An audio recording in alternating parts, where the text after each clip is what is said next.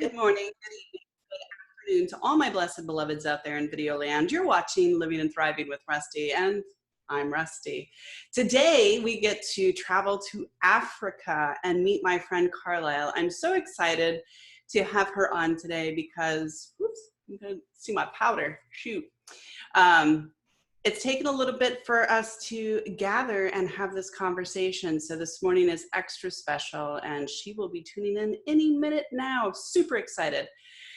As you all know, I record these in the spring, and right now we are in the middle of preparing for possible hurricanes. Yay, so exciting. Hi, darling.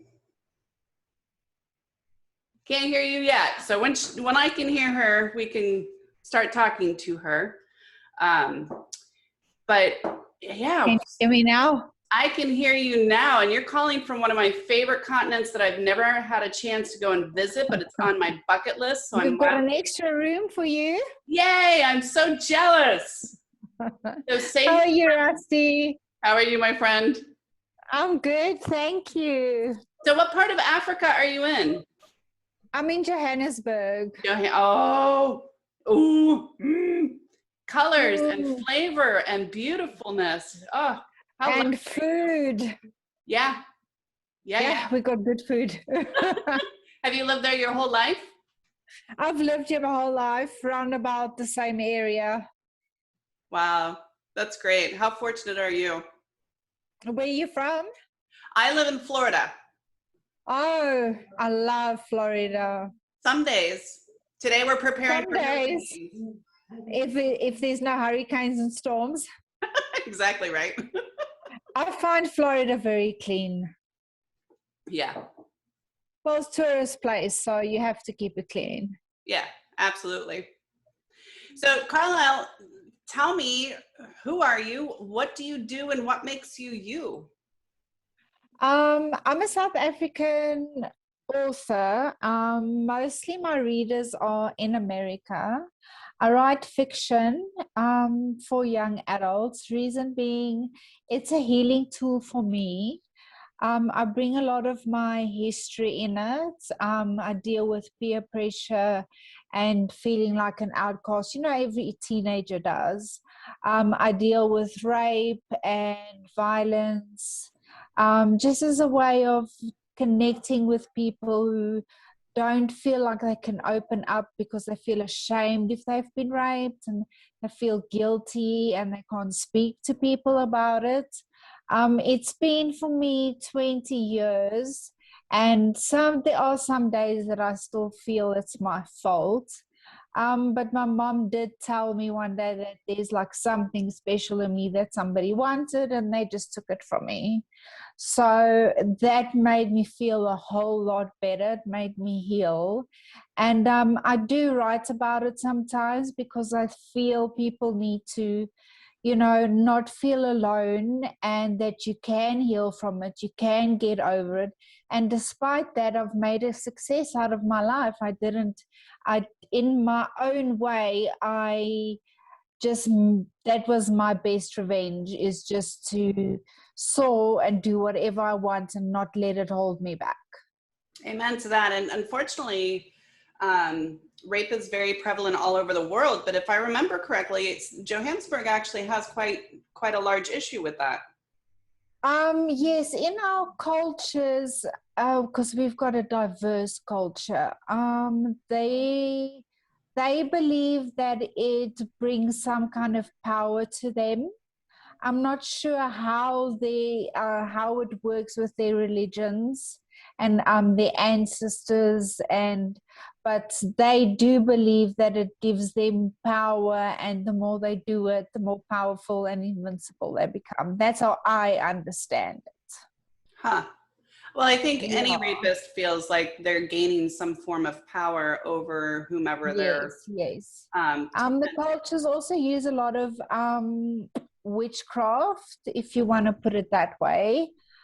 So there's a lot of babies that go missing, and they make what we call muti, so it's like potions and stuff. So there's a lot of killing and raping involved, and using human parts to make potions and so on. And yeah, so I do write about that in my first book, just to let people know that it is happening, that it's out there. That's got to be kind of in some ways scary, in other ways intimidating, because if that's a culturally based ideology, that's got to be a little intimidating, because we don't know what we don't know until we know, right? And for whatever Yes, reason, yes. that's the culture, and that's And it's so scary because they actually hand out flyers, and they stick up posters all over the place saying, if you want your lover killed, you can pay so much and we'll get the ancestors to bring down a bolt of lightning to kill him. Or if you want your genitals to expand, we've got Muti for that. And so the thing is, the cops know where they are and where it's taking place, but it's everywhere, so they can't be everywhere. that's in America, we could probably use that service. It would save a lot on divorce court. Holy smokes, you've got If a lot you've to got write about. $5, you can summon a lightning strike.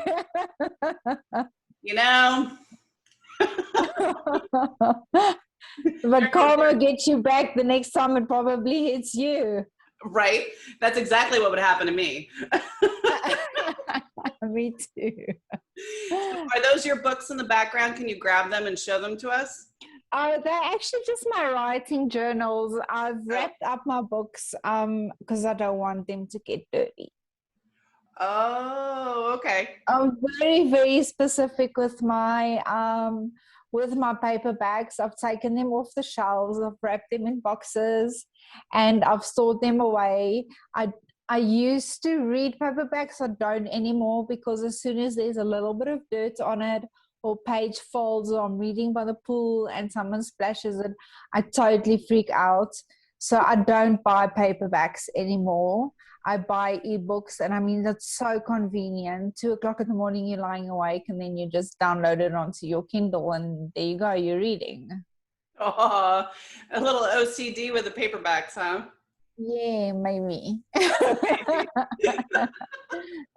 So give us a little bit of a story. What is your writing like? Is it like poetic? Is it technical? Some of my books are very poetic. I'm very in the moment, in the spur of the moment kind of writer. So I take, wherever I go, my heart takes me, I write. The recent book I wrote is A Be So Beautiful. So it is about a prince that was born through magic, and he's half human, and his mom dies a short while after, and the king blames him for it and locks him up in a tower. But he does let him out a few years later, when there is a beast that is, it's actually a black bear that starts killing the people, and he uses his son to track him because he knows he has abilities. And then he tries to kill his son after that, because there's no need for him after that. And then it's just this whole story about his guilt and his shame and his beastly side, and trying to stay human. So it's a mixture of Game of Thrones meets Beauty and the Beast. And that one for me was very, very poetic. I love it, because we all have a duality. We all have a light and a darkness in us. And I like how you characterized his struggle with his duality as, a human versus a beast. Sometimes I think beasts are better than humans. Yes, he does become, it's a lot of a struggle, like, naturally it would be, as a writer, you would think, if you have a dark side in you, you need to fight it. We all have that. I do think depression is a darker side of a person, because depression takes you and makes you and twists you into a person you're not. And you say things you shouldn't say, and you do things you wouldn't usually do. So you can understand that if you're a beast in a story, that you struggle with that. and how to come back from that. It's a really long road, and it's just a decision you need to make, or just that someone to help you get through it. Well, and you know, his mom dies. His father evidently is a prick.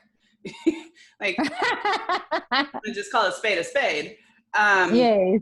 And then his father uses him and then tries to kill him again. Like, his dad's got some issues, but larger than that, man, holy family problems.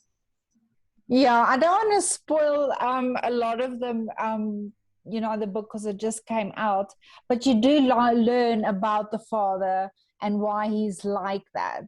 Obviously, he lost the love of his life, and he is under the impression that it was the son's, that killed him, because he found him in the room when the mother was dead. So he blames his son for it, and he will never forgive him for losing the love of his life, and he will never love him. Aww. So give us a little teaser of some of your other books, because your link will be down below. So when this airs around Christmas time, that's a great time to buy books. And holy cow, this sounds really good. Yeah, I've written some crime books, but I've just signed them over to a big publisher. I don't know how long that is going to take. They've taken 2 of my crime books, which I thought Tethered was phenomenally. I was just in such a good space for that supernatural suspense book where a girl had a heart transplant, but it got mixed up in the black market.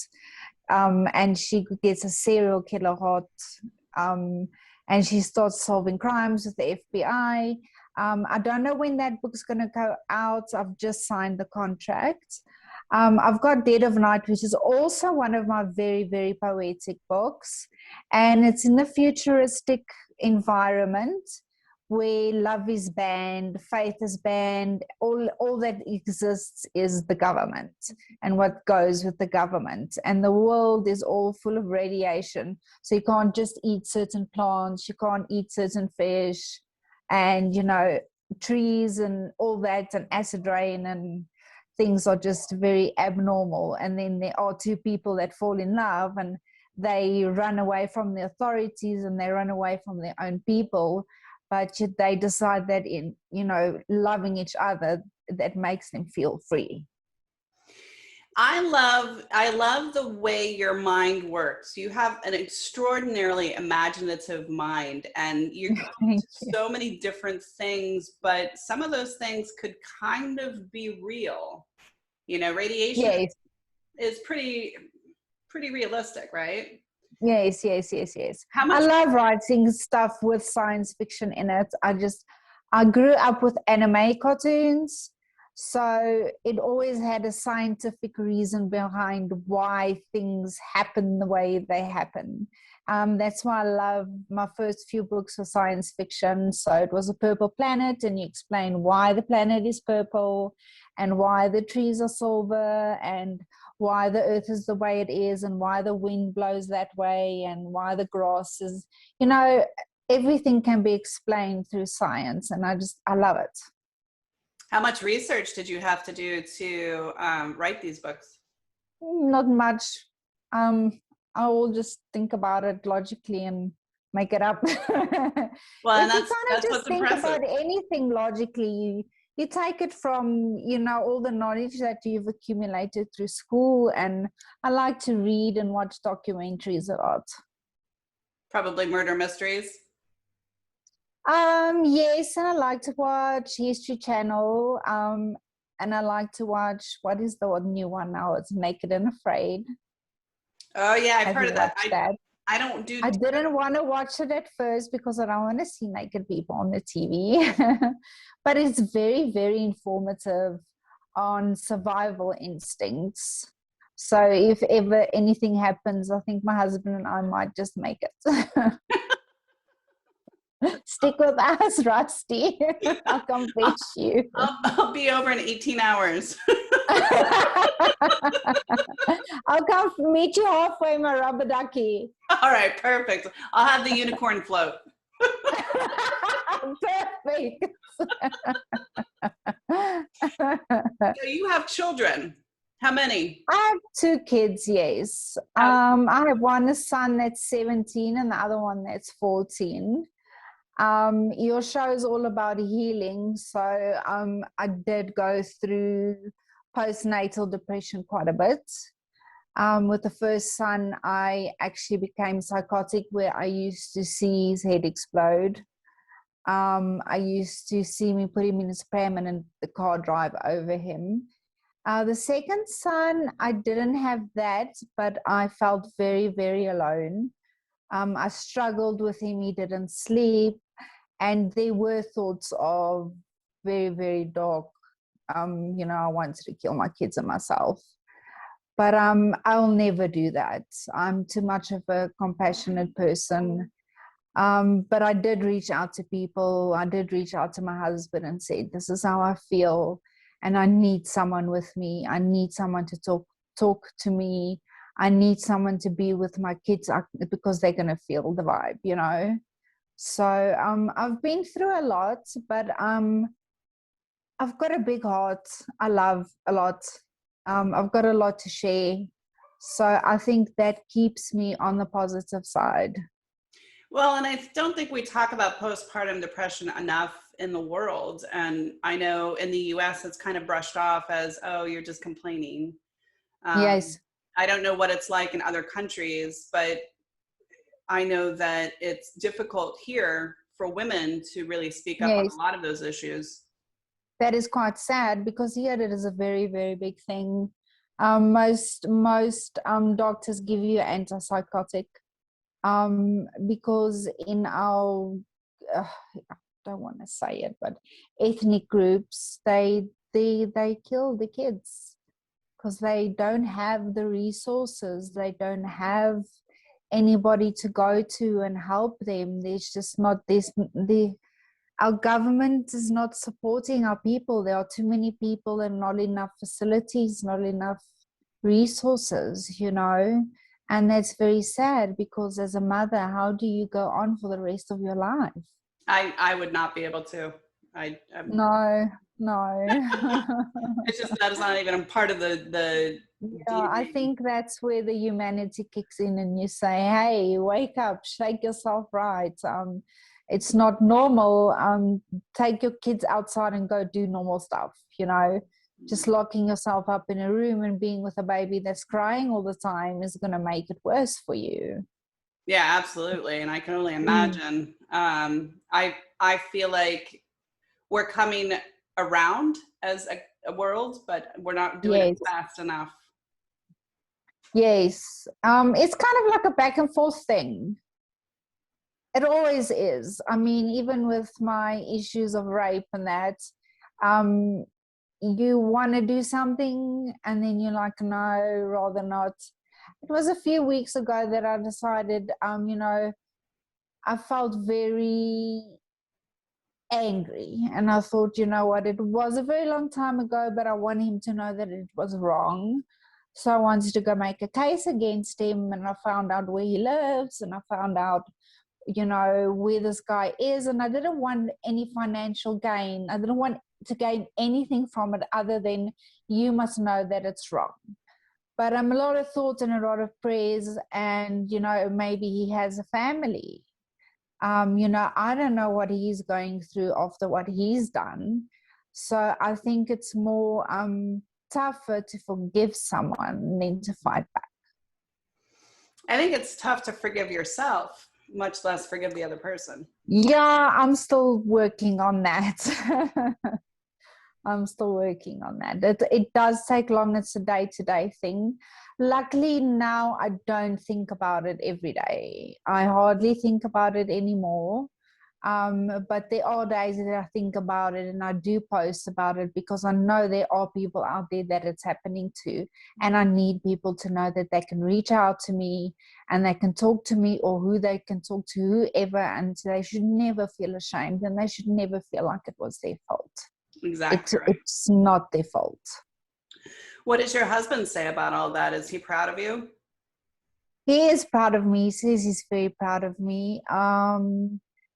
He's very quiet on that front because he's scared, and he can't believe that someone had hurt me, and he wish he had been there. And I said to him, we've been together for a long part, and it happened when we were separated. I was raped. So it kind of feels worse because I couldn't fight back. Yeah. And I said to him, you know, I'm writing about it. I'm telling people about it. And I'm reaching out to people, and people are reaching out back to me. And he said, I'm really, really proud of you. But still, I don't feel I'm ready to forgive myself because I wasn't there. Oh, yeah. Rape is not just the physical body. It's the whole family. It's everything. It is everything. When I wanted to make a case, I decided to tell my kids about it. And they absolutely just keep quiet. But they need to know that it's real, because sometimes kids joke about it, and I say to them, that's enough. You don't joke about it. It's something real. It's something that hurts. It's something that is damaging. You don't joke about it. And if I hear you joke about it again, you get out of my car.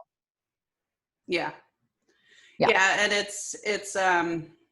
it's happened for thousands and thousands and thousands of years. I don't know if it's wired in certain people's DNA. I don't know, because I don't think it's cultural. I don't think it's religious. I honestly don't understand. Look, we do understand that it's a power thing. Mm-hmm. But how I don't understand how that thing just clicks over and you become not human, because being human, how do you do that? Because you take more than just their physical bodies, you know? Yeah. You take a lot. Yeah. And unfortunately, we as a society, as humans across the board, in every country, in every city, we don't do enough for our people, whether it's children or men or women. It doesn't really matter. Rape is rape. Yes. Yes. And we don't hold the rapist accountable. There are people that try to convince me that it's fixable, meaning they can be recuperated or rehabbed, but I just struggle coming from, you know, being raped. It's the same thing as an addiction. You take it day by day. It does get better, but there are days that you think to yourself, I should have fought back. I should have immediately gone to the police. I should never have felt ashamed. But I feel better every day. I feel stronger because I forgive him, and because of that, it makes it feel lighter. Yeah, I agree with that. What is your website? If you can just verbally let us know what that is. It'll be down in the links below, but it's a great time for you. Okay, it's Labuschagne.com. So it's CarLyle, and then Labuschagne is LABUSCHAGNE books.com. Yay! So how is your mom doing? Is she better? I cannot believe that she recovered so quickly. I mean, she had the stroke on Monday, and my sister took her home because she wasn't sure what was happening. And then she had another fit at home, and then they took her to the hospital. Because she had heart surgery, they had to check all her valves and stuff. And then they did an MRI, and they took her to speech therapy. I went to go see her at home this morning, and it was like nothing happened. And I'm like, and I was crying for 2 days. You know, I felt like because she had a heart attack and a heart surgery not so long ago, last year, COVID lockdown. And it's just like every day she's getting weaker and weaker. And I'm like, I'm watching my mom die every day. I just couldn't stand it. But seeing her today, it made me feel a lot better. And I just helped her around the house where I could. Good. I'm glad that she's on the up and up today, because that's all. Thank you, do, right? Yes. So do you have any last words as we wrap up the show? Is there anything you want everybody to know about you, about your books, about your writing, about your life? No, I think we summed everything up pretty much. I just want people to know that they do not need to fixate on, comparing themselves to other people. I know authors do that a lot when people post stuff about, oh, I hit #1 and oh, I became a bestseller. Your time will come with very hard work. Your efforts that you put in will show directly. And if it doesn't come, still be proud of yourself. You've written a book. It takes a lot. So be proud of yourself. Writing Be is a proud that you love can wake up in the morning and survive the day. Yeah, writing's a love-hate relationship. You love it until the point where you have to draft it for the 15th time, and then you start hating it. Yes. Carlyle, thank you so much for being on the show. I'm glad to finally have met you. Make sure that guest room is available. Yes, it's available anytime you want to come, Rusty. Thank you so much for your time. You're welcome. Have a beautiful day. Bye, love. You too. Have a good day. You're watching Living and Thriving with Rusty. I'm Rusty, and I get to do this every day. Travel around the world, meeting amazing people who have gone through obstacles and taken those obstacles and made them into big, bright, beautiful things, like a prince and a prince beast. And yes, we have to read that book. Down below, you'll find her link. If you want more information about her, contact her. I know that she would love to have that conversation with you. Happy holidays, everybody, and know that you're loved. Know that you're beautiful. Be kind. It takes very little energy to be kind. It feels good, and you can change the trajectory of somebody's life by doing something simple like buy somebody a cup of coffee, pay for their gas, clean out your closet. Smile, that's right. Clean out your closet, donate your stuff. There's so many little things that you can do that you don't need to put on Facebook, that you don't need to have paparazzi for, and you don't even really need to spend money. I mean, smiling costs nothing. Let's try that. Until next time. Thanks, Rusty.